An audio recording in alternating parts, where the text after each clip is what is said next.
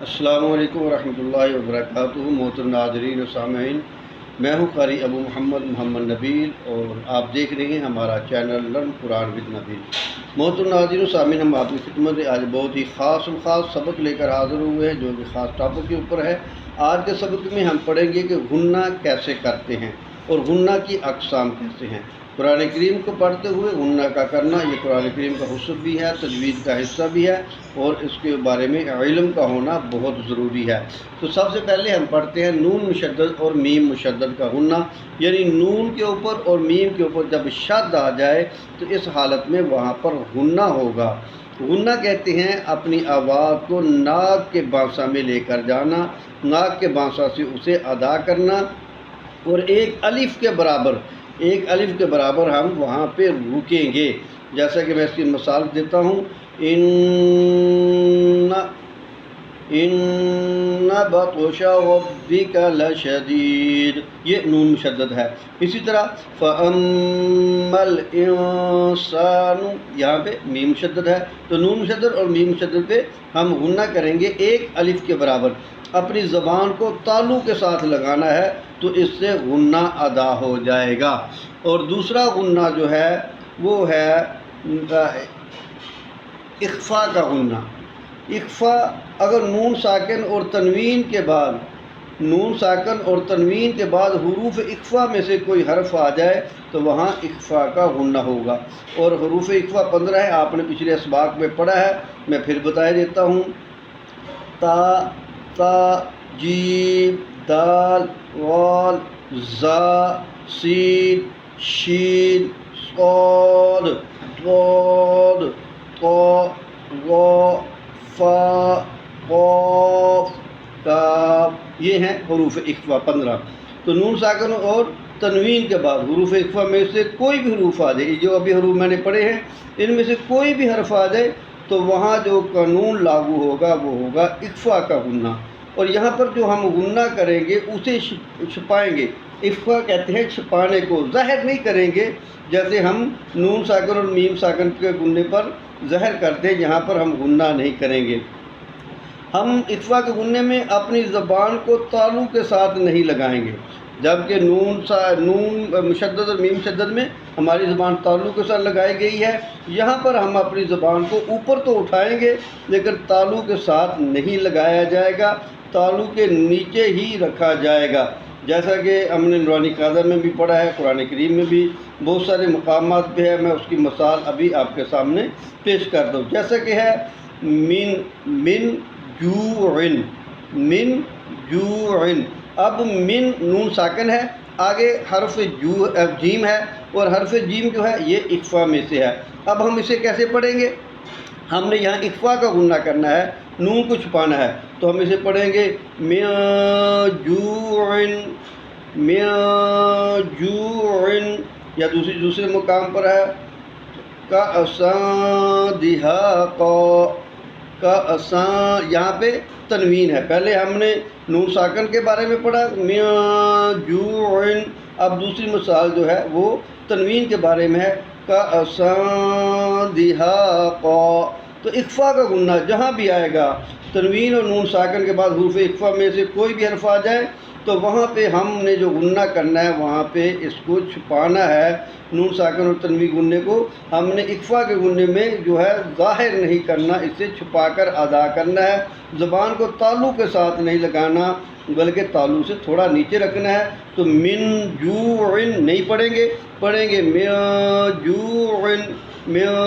جوعن، جیسے کأسان دہاقا، یہاں پہ ہم نے اپنی زبان کو تالو سے نیچے رکھا اور اخفا کے غنے کو چھپایا ہے، اس کو ہم نے ظاہر نہیں کیا۔ آگے ہے تیسرا غنہ ادغام کا غنہ۔ نون ساکن یا تنوین کے بعد حروف یرملون میں سے کوئی حروف یرملون آ جائیں تو پھر وہاں پر ادغام کا غنہ ہوگا، لیکن ایک بات اس میں یاد رکھیے گا، نون ساکن اور تنوین کے بعد حروف یرملون یہ 6 حروف ہیں، یا را میم لام واو نون، یہ 6 حروف ہیں، ان میں سے کوئی حروف آ جائے تو وہاں ادغام کا غنہ ہوگا۔ لیکن یہاں ایک بات کا خیال رہے کہ اگر حروف یرملون میں سے را اور لام آ جائے تو پھر غنہ نہیں ہوگا، پھر غنہ نہیں ہوگا۔ ادغام کا غنہ مختلف ہے، جیسے نون ساکن کے بعد یا آ گیا، یہ یا جو ہے یہ حروف یرملون میں سے ہے، اور یا زبان کے درمیان تالو کے درمیان سے ادا ہوتا ہے۔ اسے ہم پڑھیں گے جیسے کہ ہے من یقول، تو ہم جب یہاں پر ادغام کریں گے تو ادغام اس کا ہوگا میں یقول، میں یقول، یہ غنہ ہے ادغام کا غنہ۔ اسے من یقول نہیں پڑھیں گے بلکہ پڑھیں گے میں یقول۔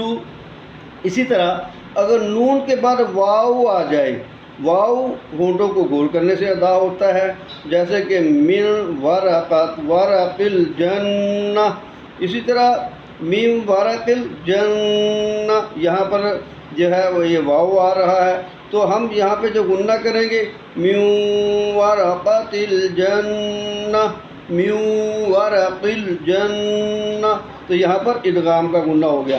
اسی طرح اگر نون ساکن کے بعد میم آ جائے، نون ساکن کے بعد میم آ جائے تو یہاں بھی غنہ ہوگا، کیونکہ میم آپ کو پہلے بتایا کہ یرملون میں سے صرف 2 حرف ہیں، را اور لام، اگر وہ آ جائے تو غنہ نہیں ہوگا، اس کے علاوہ جو 4 حروف آئیں گے تو غنہ ہوگا۔ تو یہ غنہ کیسے ہوگا؟ جیسا کہ میں اس کی مثال آپ کے سامنے پیش کرتا ہوں، من مشہد، من مشہد، میم کے بعد میم آ گئی ہے تو یہاں پر بھی ہم نے غنہ کیا۔ اسی طرح اگر میم ساکن کے بعد نون آ جائے تو یہاں بھی غنہ ہوگا۔ کس طرح غنہ ہوگا؟ جیسا کہ ہے قرآن کریم کے اندر من نطفۃ، من نطفۃ، تو یہاں بھی یہ بھی حروف یرملون میں سے ہے نون، تو یہاں پر بھی ادغام کا غنہ ہوگا۔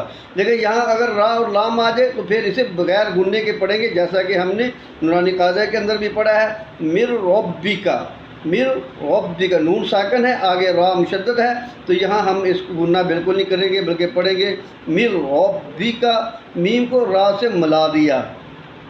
اگر نون کے بعد لام آ جائے تو بھی غنہ نہیں ہوگا۔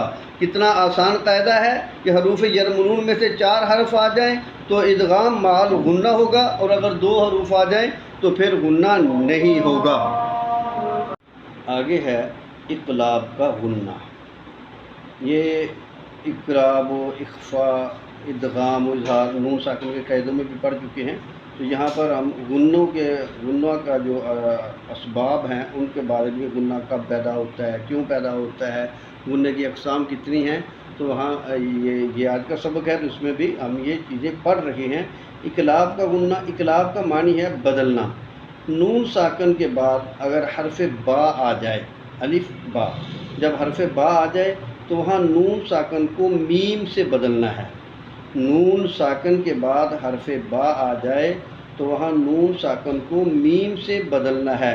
جیسے اس کی مثال لیتے ہیں ہم من بعدی، میم نون زیر من، با عین زبر با، من با دال دی، من بعدی۔ اب یہاں نون ساکن کے بعد با ہے تو ہم نون ساکن کو جو ہے میم کے ساتھ تبدیل کریں، اب نون نہیں پڑھا جائے گا، یہاں پہ میم پڑھا جائے گا۔ اب ہم اسے پڑھیں گے من بعدی، من بعدی۔ تو یہ بڑا آسان سا قاعدہ ہے کہ نون ساکن کے بعد جہاں بھی با آ جائے تو وہاں اقلاب ہوگا، ہم نون ساکن کو میم سے بدل دیں گے اور وہاں نون نہیں بلکہ میم پڑھا جائے گا۔ آگے ہے غنہ اخفاء شفوی کا غنہ، ادغام شفوی کا غنہ۔ یہ میم ساکن کے قاعدے، میم ساکن کے 3 قاعدے ہیں، ادغام شفوی، اخفاء شفوی اور اظہار شفوی۔ تو یہاں غنہ کے بارے میں پڑھ رہے ہیں تو میم ساکن کے یہ قاعدے ہیں، ادغام شفوی اور اخفاء شفوی۔ یہاں ان دونوں پہ ادغام شفوی پر بھی غنہ ہوگا اور اخفاء شفوی پر بھی غنہ ہوگا۔ اب اخفاء شفوی پر غنہ کیسے ہوگا؟ میم ساکن کے بعد اگر ایک اور میم آ جائے، میم ساکن کے بعد اگر ایک اور میم آ جائے تو وہاں پر ادغام میں شفوی کا غنہ ہوگا۔ ادغام شفوی کا غنہ کیسے ہوگا؟ میم ساکن کے بعد ایک اور میم آ جائے تو وہاں ادغام شفوی کا غنہ ہوگا، جیسے کہ ہم نے پڑھا ہے انتم مؤمنون، انتم اب تم یہ جو ہے یہ اخفا کا غنہ ہے، نون ساکن ہے، آگے تا ہے تم، لیکن آگے میم ساکن کے بعد ایک اور میم آ رہی ہے، تو وہاں ہم غنہ کون سا کریں گے؟ تم مؤمنون۔ اور یہاں جو اخفا اس کا ادغام شفوی کا جو غنہ ہے وہ اسی طرح کیا جائے گا جس طرح نون مشدد اور میم مشدد کا غنہ تھا، یعنی کہ ہم اس کو اپنی زبان کو تالو کے ساتھ لگائیں گے، پڑھا جائے گا انتم مؤمنون۔ تو ادغام شفوی کے لیے ہم اسی طرح غنہ کرنا ہے جس طرح ہم نے نون مشدد اور میم مشدد کا غنہ کیا تھا۔ آگے ہے اخفائے شفوی کا غنہ۔ اخفائے شفوی میم ساکن کے بعد با آ جائے تو وہاں غنہ ہوگا، میم ساکن کے بعد با آ جائے تو وہاں اخفائے شفوی کا غنہ ہوگا، جیسے کہ کنتم بھی، کنتم بھی، کنتم، یہ غنہ اسی طرح ہوگا جیسے نون ساکن، نون مشدد اور میم مشدد کا غنہ ہے، کنتم بھی۔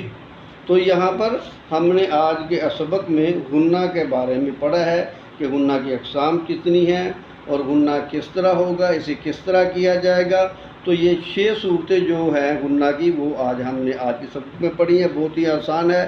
قرآن کریم کو اپنے سامنے رکھیے یا نورانی قاعدہ کو اپنے سامنے رکھیے اور آپ مختلف تختیوں کے اندر ان کو تلاش کریں کہ نون مشدد کے بعد جو غنہ ہے وہ کہاں پہ، نون مشدد کہاں آ رہی ہے تو اس کا غنہ کیسے کرنا ہے، اخفا کا غنہ کہاں آ رہا ہے اور اس کے کیسے کرنا ہے، ادغام کا غنہ کہاں آ رہا ہے اور اسے کیسے کرنا ہے، اقلاب کا غنہ کہاں پہ ہے اور اسے کیسے کرنا ہے، اخفاء شفوی کا غنہ کیسے کرنا ہے اور کہاں پر ہے، ادغام شفوی کا غنہ کیسے کرنا ہے کہاں پر۔ یہ بہت ہی آسان سا سبق ہے، بس تھوڑی سی محنت کریں گے تو انشاءاللہ العزیز یہ آپ کے لیے بہت ہی زیادہ آسان ہو جائے گا۔ تو ملتے ہیں انشاءاللہ جلد ہی ایک نئے سبق کے ساتھ، تب تک کے لیے اجازت دیجیے۔ السلام علیکم ورحمۃ اللہ وبرکاتہ۔